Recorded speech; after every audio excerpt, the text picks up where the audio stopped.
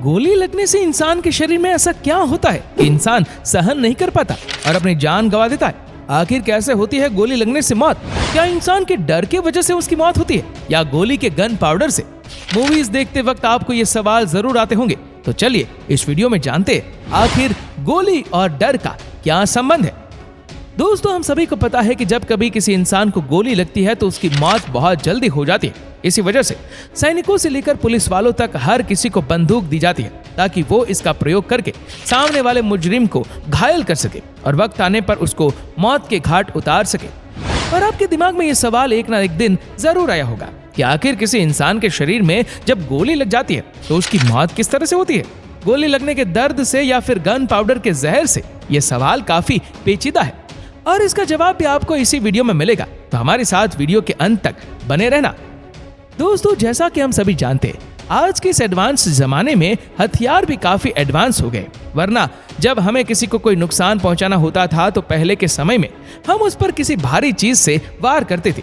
फिर धीरे धीरे समय और ज्यादा बदलने लगा और लोगों ने धारदार हथियारों को बनाना शुरू कर दिया ताकि हथियार की धार की वजह से सामने मौजूद जानवर या इंसान को ज्यादा बेहतर तरीके से घायल किया जा सके। लेकिन जैसा कि हम सभी जानते, हथियार तो धारदार हो जाते हैं, लेकिन इनका इस्तेमाल हमें दुश्मन के पास जाकर करना पड़ता है और इतनी देर में दुश्मन भी हम पर पलटवार कर सकता है। इन्हीं सब बातों को सोचकर बंदूक का आविष्कार हुआ था ताकि इसमें मौजूद बुलेट को आप दूर से ही फायर करके किसी का भी काम तमाम कर सके। हालांकि अब तो काफी एडवांस तरीके की बंदूकें आ गई है जिससे ना ही निशाना चूकता है और आप बहुत दूर से वार कर सकते हैं। लेकिन अगर हम एक नॉर्मल बंदूक की बात करें तो उसके काम करने के तरीके के बारे में लोग अधिकतर ये सोचते हैं कि बंदूक से निकलने वाली गोली की स्पीड से लोगों की मौत होती है। लेकिन असली बात आपको पता चलेगी जब आप इस बात को अच्छी तरह समझ लेंगे कि आखिर बंदूक में से निकलने वाली बुलेट क्या होती है और किस तरह काम करती है। दोस्तों, हम में से अधिकतर लोग मानते हैं कि पूरी आकृति ही बुलेट कहलाती है, लेकिन नहीं, ऐसा बिल्कुल भी नहीं है। असल में बुलेट आगे का ठोस धातु होता है और बाकी का हिस्सा बुलेट केस कहलाता है।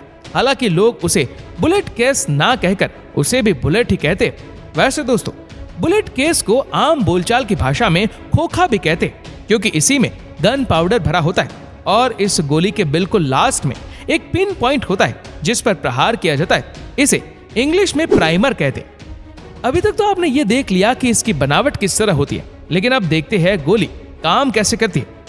दोस्तों, अगर सरल भाषा में कहा जाए तो गोली एक छोटी सी मिसाइल या रॉकेट होती है, क्योंकि जिस प्रकार रॉकेट का आगे का हिस्सा ही काम का होता है और बाकी का हिस्सा मात्र ईंधन लेकर जाता है, ठीक इसी प्रकार गोली के साथ भी होता है। क्योंकि गोली के बुलेट केस में खास किस्म का विस्फोटक पदार्थ भरा होता है जिसे हम गन पाउडर के नाम से जानते हैं। इसी वजह से जब बंदूक से गोली चलाई जाती है तो बंदूक बुलेट केस के पीछे की तरफ मौजूद एक बिंदु जैसे प्राइमर कहते हैं इस पर जबरदस्त प्रेशर से दबाव डालती है और जब प्राइमर पर दबाव पड़ता ही है तो उस पर लगा स्प्रिंग चिंगारी पैदा करता है और इसी चिंगारी से गन पाउडर में बाद में विस्फोट होता है जिसकी वजह से बुलेट को आगे की तरफ जोरदार धक्का लगता है।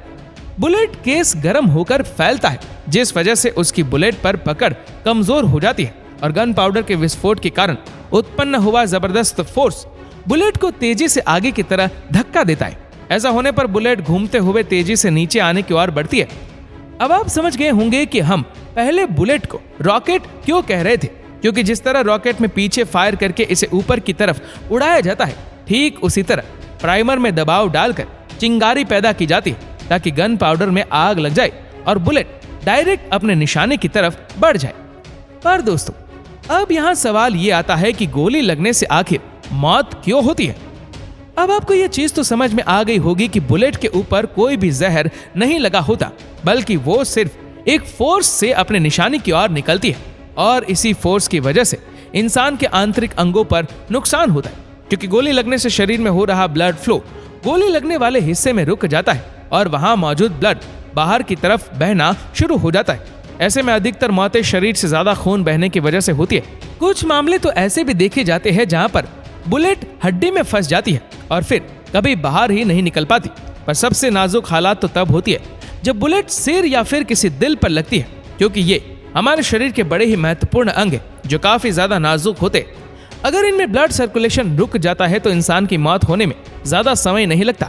इसी वजह से आपने देखा होगा कि फिल्मों वगैरह में जब किसी की मौत होती है तो गोली या तो फिर सिर पर लगी होती है या फिर सीने पर, क्योंकि और कहीं गोली लगने की वजह से इंसान बच सकता है।